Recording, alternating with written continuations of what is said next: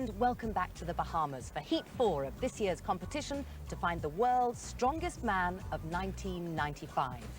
Here on New Providence Island, close to the Bahamian capital, Nassau, 4 men are preparing to do battle for a coveted place in this year's final.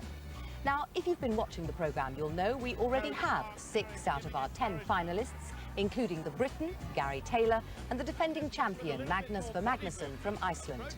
Today, we'll see Scotland's Forbes Cowan in action. He'll be pitting his strength against one of the world's top bodybuilders, Curtis Leffler from the United States. Here now with more details about the competition is Paul Dickinson. These competitions are really testing our strong men to the limit, as we've seen in the last 3 heats. This week, the format exactly the same as before. 4 men taking part in 4 different events and getting those 4 all-important points for a victory, 3 for second and so on. The 2 men who accumulate the greatest number of points at the end of the heat, they are the ones who go through to the final. Well, 12 months ago, it was Forbes Cowan who got to the final. That was considered to be something of a surprise. This time, he's even being talked about as a possible contender to take the overall title. First of all, of course, he has to qualify for that final, and that is going to be very tough. So now, let's meet Forbes Cowan and the rest, our competitors in Heat 4. Scotland have never had a world's strongest man champion, but Forbes Cowan has all the right credentials if he can negotiate this difficult heat. Bodybuilding is a sport which demands muscles in excess. That is why Curtis Leffler is one of the biggest and best in the whole world. Flemming Rasmussen is easily the heaviest man in this heat at over 150 kilos. Denmark's strongest man is making his debut in the competition. And finally, another debutant who's by far the tallest. Bauke Varalahti from Finland is being hailed by his countrymen as the new superstar of strength. In last week's heat, we saw the competitors carrying car engines. Today, they'll begin by pulling 6 cars, complete with their engines and with 20 passengers. Now, the secret here is to get off to a smooth start and keep up the momentum. Otherwise, you'll get into trouble. Over the 30-metre course, there's lots of potential for problems, and even the most experienced competitors are nervous. 1 or 2 people have actually said to me since I've been here that Forbes Cowan can win the world's strongest man this year. Do you think you can? Well, there's a lot of folk competing, a lot of new people, a lot of new events, a lot of people stealing points. So basically it's anybody's competition. I don't think anybody could win it. But bodybuilding is your sport, and you're obviously very successful at it. I think bodybuilding has an advantage here because it's not really a powerlifting thing. I think it's an endurance sport as much as powerlifting. So. And that's what a bodybuilder is. And despite the fact you've just stepped off the plane, you feel fit? I feel fit enough to give him a show. We'll see whether Curtis can produce the goods later, but this is a very determined-looking Flemming Rasmussen who has the unenviable task of getting this heat underway. This always the moment which sets the pulse racing and which gives the other competitors any clues as to how to squeeze a little extra out of the event. Ready, take the straight. Well, you heard Juliet say that a smooth start was one of the secrets of this event, and that is exactly what Flemming has managed to achieve. Rasmussen trying to keep the rhythm going, pulling with the arms and really pumping those legs. That good start he got is really paying dividends now. He's going so well, but I bet he's beginning to hurt now. The clock is ticking away, and it won't stop until the front of the first car is over the line, so he's got to keep working. Just a tiny bit further now. Come on, Flemming, keep going. 37.64, and his debut has been a good one. Flemming, a good start. You looked very nervous at the beginning. Yeah, it's a big event for me. I was very nervous. What's the technique of pulling those cars? Just stay down and find a good rhythm. But it was very heavy at last. I'm satisfied. Curtis Leffler will have watched and listened to that and hopefully learned. This is the first time he's ever attempted anything like this before. And I'm not sure the crowd have ever seen anything like this man's muscles before either. He's just returned from one of the top bodybuilding contests in the United States, so he's in tip-top condition with his muscles looking fit enough to burst because of the incredible training regime and the diet he's just been through. Well, certainly no lack of effort from Curtis, but remember, this is just 19 stones pulling these cars, as opposed to Fleming's 24. That is going to make a difference. Fleming's time to beat in the top left-hand corner of the screen. This is where it's going to get very tough. He's only just arrived in Nassau a few hours ago. It's looking incredibly painful. He goes past Rasmussen's time, and he's finished just short of the line, so the car will have to be measured. The crowd looking stunned. His recovery from this event is going to take quite some time. Leffler, though, he put on a good show. I know with bodybuilding training, it's quite good for building up stamina as well, but have you ever experienced anything like that before? No, can't say it's tough. This is Finland's first showing in World's Strongest Man 95 now, and Marco Varalahti soaking up the atmosphere already. There's a big contrast to Curtis Leffler's physique. Now then, is he going to do it?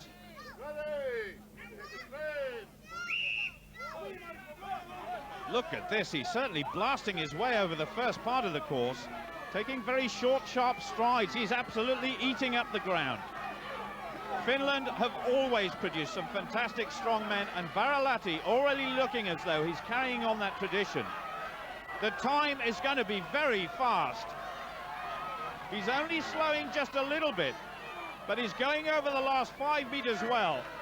This is the hardest part of the course. It's going to be the fastest so far, 30.84 seconds. What a fantastic effort. There was only a little stumble near the start, but otherwise this was tremendous technique. And with only Forbes Cowan to go, the Finn has already got some good points on the board. No, etukäteen kun ajattelin tätä lajia, niin tiesin, että on hyvät mahdollisuudet tässä lajissa. Ihan hyvältä tuntuu. So it's just the Scot left now, looking quite quiet and pacing around at the start. Few worried faces in the crowd. That's Forbes' girlfriend Maria, hoping that he can challenge that fantastic time by Varalahti. Well, like the Flying Finn, he's staying very low and he's got off to a good start. He's so much more experienced this year, and Marco knows this is a good man. Well, I think you could see there, Forbes is actually wearing climbing boots to try and get a little more grip on this gritty surface. He was a surprise finalist last year, but the British contingent here say it's going to be no surprise if he makes it through this time. He's still driving those legs. He's got to get the car over the line. It's just outside, but it's good enough for a gutsy second place in this first event. He looks absolutely shattered. The heat and humidity still a problem for these big men. A valiant effort by Forbes Cowan, but not enough to beat Finland's Marco Varalahti, who leads the pack in his first World's Strongest Man contest. For the next challenge, we've moved into the centre of Nassau. It's an event which has featured before in strongman competitions. It's called Samson's Barrow. 9 nervous-looking passengers there, just taking their seats to make sure that Samson's Barrow is perfectly balanced. Fleming Rasmussen, the first to go, getting plenty of that French chalk on the hands. It's going to be all about grip, leg and back strength. One of our girls there nearly jumped out of her skin when Fleming gave out that growl. There really are a few nervous passengers on that wheelbarrow. We've actually seen a few near crashes in this event in the past. Now come on, Fleming, you can keep going. He's not supposed to slide it though.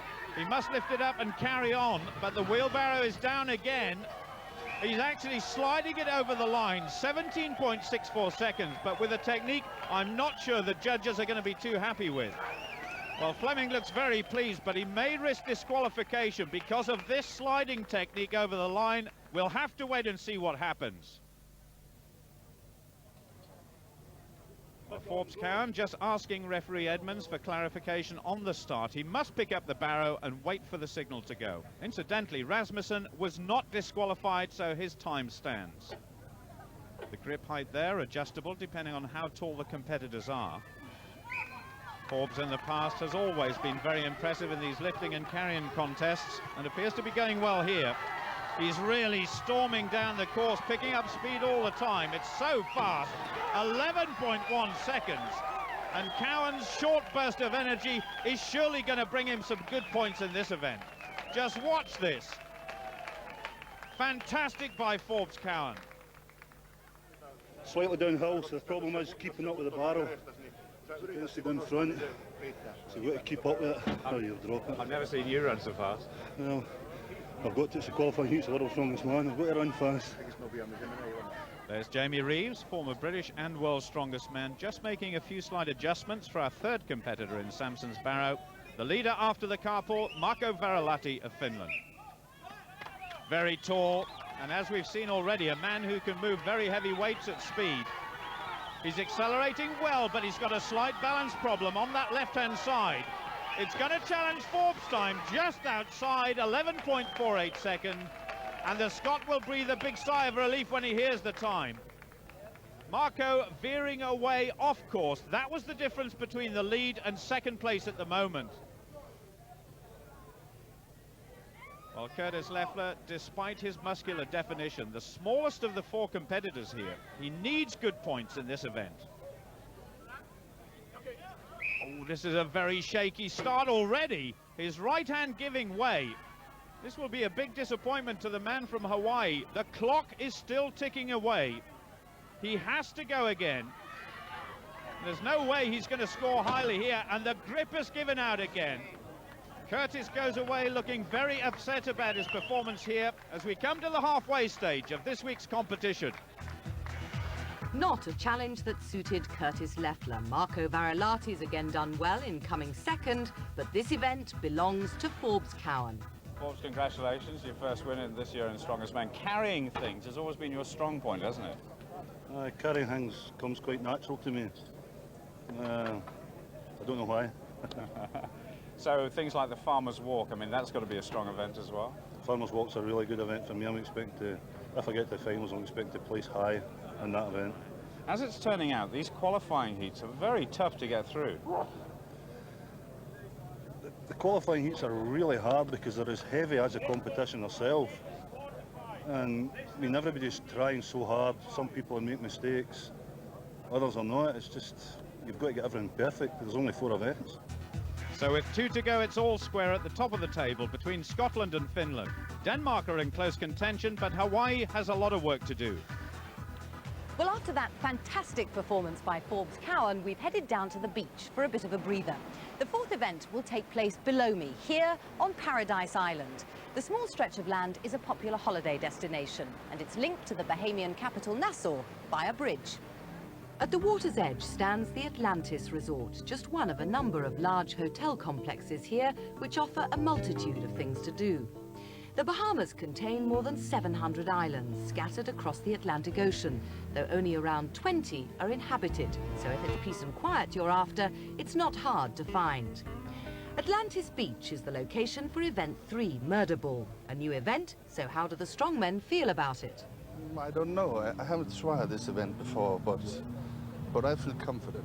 I can still get in the final, and I hope to do well. Well, I've tried this event in Iceland, but it was with a different kind of ball. I'm pretty confident, but I just have to wait and see. I'm not too sure. As you heard, the boys not sure about this one at all. And the first to show us how the earth moves, Flemming Rasmussen, who's got a 25-kilo body weight advantage over Forbes Cowan. That giant globe, which is weighted down with about 100 gallons of water, has to be pushed out of the circle in your opponent's half, and it's the best of 3 rounds that takes you into the final. Ready? Off we go, and it's Rasmussen with the globe just over the advantage line. It's as simple as that. 1-0 to Denmark. Flemming Rasmussen, believe it or not, a former national 10-pin bowling champion of Denmark. I bet he threw the balls down the alley at an almighty speed. But now Forbes Cowan on the right, looking a little more serious. He must win this one, or it's straight into the playoff for 3rd or 4th place. It's desperate for the Scot. Flemming walks this one out of the circle, and he's gone into the final. A suggestion there of a shoulder injury for Forbes. But this is how Denmark did it. And now Rasmussen will meet either Varalahti or Leffler in the final. You think weight is important? Yeah, weight and long arms to control the ball. If you've got long arms, you can feel where the other competitor is going. Marco's a very big man, though. Yeah, but I'm 30 pounds heavier. I'm going to kick him out of the ring. Well, certainly there's no lack of confidence for Fleming, but as he mentioned earlier, long arms are very useful in this event, and nobody has them longer than Marco Varalahti, who goes up against Curtis Leffler. I must say Varalahti is looking more and more impressive, and Leffler is on his way out. Varalahti's coach Marku there says, well done. Well, if there's going to be a repeat of that speed and aggression, Varalahti is going to stroll into the final. Leffler finding the sort of rough and tumble here very difficult, and here he goes again. 2-0 to Marco. There's Ilkan Nimistu, a former Finnish strongman. He gives the thumbs up to his protege, who is getting more and more confident. Curtis Leffler back out in the arena against Forbes Cowan for the fight for 3rd and 4th place. And already Cowan is 1 up on the Hawaiian. This tranquil beach, the ideal spot for relaxing. But Curtis, with 2 last places so far, needs something special here. And Forbes Cowan can't afford to relax too much with Rasmussen breathing down his neck. Curtis is looking better here. Forbes just leaning on the globe. It's even Steven so far.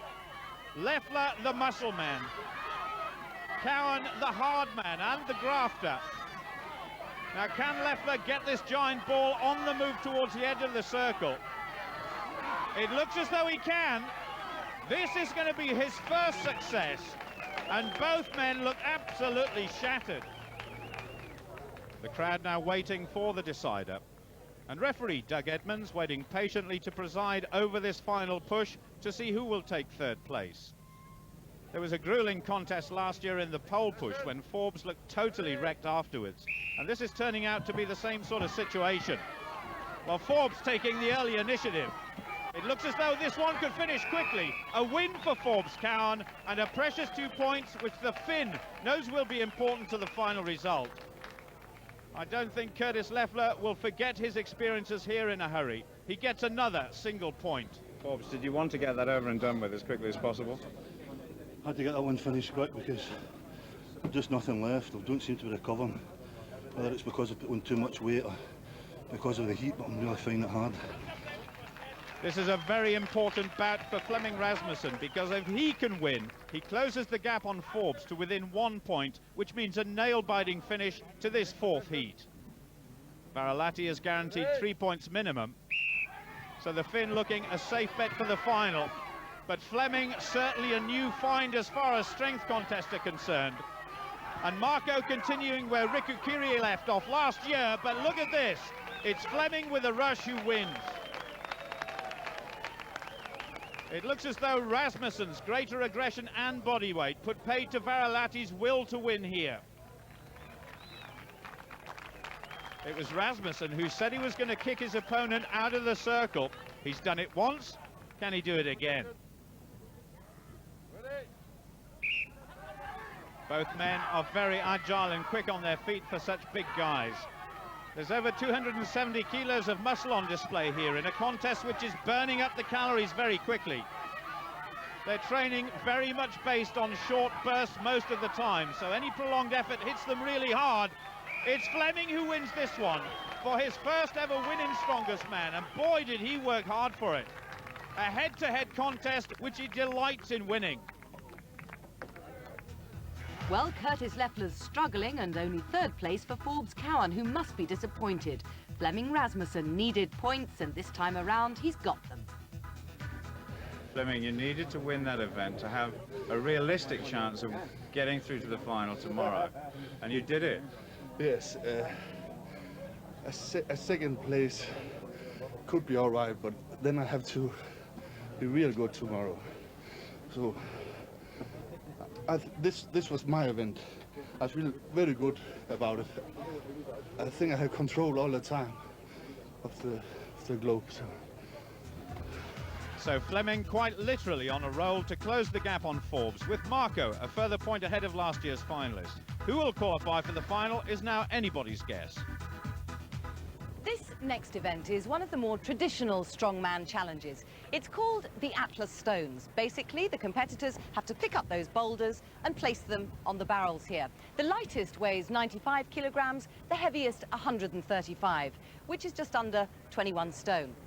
It's not, though, just a test of strength. The main thing is endurance. Atlas Stones is an event that you like, isn't it? I like Atlas Stones. It's usually a good event for me. I've never loaded them before. They usually sit next to the barrels, but it should be okay. What are the difficulties that you foresee with something like this? I think the difficulties will be in the sand, like walking and trying to run in the sand with them. Maybe going over on an ankle or sinking in. Apart from that, it should be safe enough. How are you feeling at this stage, Forbes? It's very close between you and Fleming. Are you nervous? Do you get nervous? There's always small touch of nerves there, but you've just tried to put them behind you and just keep your head together. How about this competition? Is it one that suits you, do you think? I would have thought they all suited me, but as I get to do them, they're not suiting me so much. But The Atlas Stones, how about that one? yeah, you know what? Next year they'll all suit me, but this year it's just an experience. Experience is something Forbes has in abundance. Thanks to the many Highland Games and strength contests, fellow Scot and former shot putter Douglas Edmonds has promoted in recent years. So this definitely should be a good one for Cowan. Curtis Leffler has discovered a different world outside his sport, and next year he certainly should be stronger and wiser. We could have a second British competitor in the final alongside Gary Taylor, but it all depends on Cowan beating Rasmussen. However, if Rasmussen beats Cowan, they draw level on points. But so far, this time, it's all about Forbes, Cowan and Scotland. Hawaii finding it difficult. This is number 3. On it goes. Now come on, Forbes. This is where it counts. Leffler still down at number 2, stranded. Now to the last one for Forbes, Cowan. This could be worth a place in the final. He's given it 100% effort. He's got it. It's a very fast time. Maria is delighted. Curtis Leffler struggling with the second stone still. Perhaps a slightly demoralizing moment for him, but he now knows what it's like to be part of the biggest strength show on earth. I have to win to be sure to get in the final. If I get second, it depends of Varalahti and Forbes, how they are doing. So I must go for the win. Kyllä mä uskon pääseväni, että vaikka mä olisin 3. tässä, niin siinä vaiheessa 3 kilpailijalla olisi samat pisteet. Ja jos se menee niin kuin aikaisemminkin, että aikaisemmat voitot ratkaisee, niin silloin finaalipaikka on varma. I couldn't have put it better myself. These two men know exactly what they have to do. Varalahti and Rasmussen making their first ever appearance in World's Strongest Man, and both making a big impression. And both men very tall and rangy, so well suited to this event. Varalahti, in fact, on this side, well over 2 meters tall, with a fantastic reach. Just wraps his arm around those stone balls. The first one looked very easy. Rasmussen keeping in touch, though. The crucial target in the left-hand side of the screen there, 44.76. That's Forbes Cowan's time. Well, Finland making it look quite easy at the moment, just creeping ahead of Rasmussen. This is turning out to be a very fast time, and this is bad news for Forbes Cowan. Look at that. Coming up to the last, and it was just Varalahti by the skin of his teeth, and a magnificent time, and Rasmussen ahead of Cowan as well. It's all down to the judges now to sort out who goes through to the final. It was so close, and Marco wins by a margin that is wafer thin. So Marco Varalahti's 4 points mean he's through to the final, but the other scores leave a question mark over who'll join him. First of all, congratulations. Was it as easy as it looked? Ensiksi onnittelut, oliko se niin helppoa, mitä se näytti? Kiitos. Ei se niin helppoa ollut, että kyllä se kaikilla on yhtä vaikeaa. Mutta tänään meni hyvin toi laji ja uskon, että finaalissa pystyy vielä vähän parantamaan sitä. If he can, that's bad news for the rest, because he's shown what a tremendous athlete he is. But what about Forbes and Fleming? Level on points and previous places. How on earth will the judges resolve who goes through to the final? I bet you wish they're not going to give you another event to do as a tiebreaker. They can't. They can't. They have to put both of us in the final. That will be. If they give us another event, then we have an event more than all the other competitors. Well, exactly what happens next is up to referee Doug Edmonds, who decides on a playoff. The tiebreaker will be a race with one of the McGlasson stones over a measured course. 25, 30 metres, depends how we can put it in here. So the stone will be placed in front of you, blow the whistle, pick it and run for the line. The crowd having a certain amount of sympathy for these two guys. And there's Maria giving Forbes some encouragement. The reason they couldn't be split was because they were absolutely level on previous first, second and third places. And that's the target for a place in the final, the quickest time to complete the course. Oh, it's Fleming away quickest. Forbes trying to hoist it onto his shoulder. He's catching up Rasmussen now, but he's dropped it. He's walked away. Rasmussen now knows he's won it. Rasmussen is delirious, and he goes and says thanks to the coach, who incidentally is bigger than he is. And Forbes must be hurting inside. The Great Dane celebrations are going to go on and on. And first of all, though, a big hug from girlfriend Connie. There's no doubt that Fleming was being caught, but Forbes just lost the delicate balance. He could have picked it up and gone on. I just wonder if he misunderstood the rules. Fleming knows he's in the final, and Forbes reflecting on what might have been.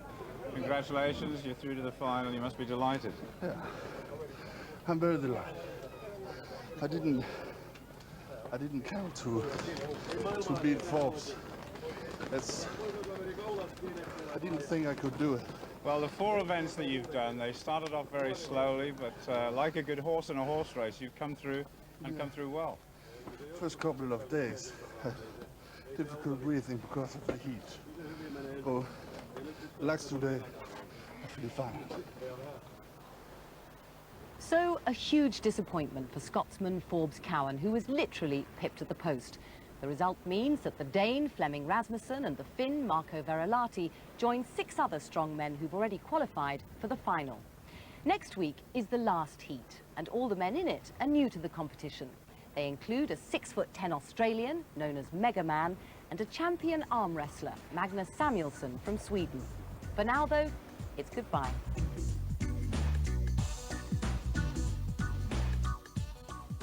Coming next on BBC One, a chair that costs £15,000 and plays 3D videos in tomorrow's world.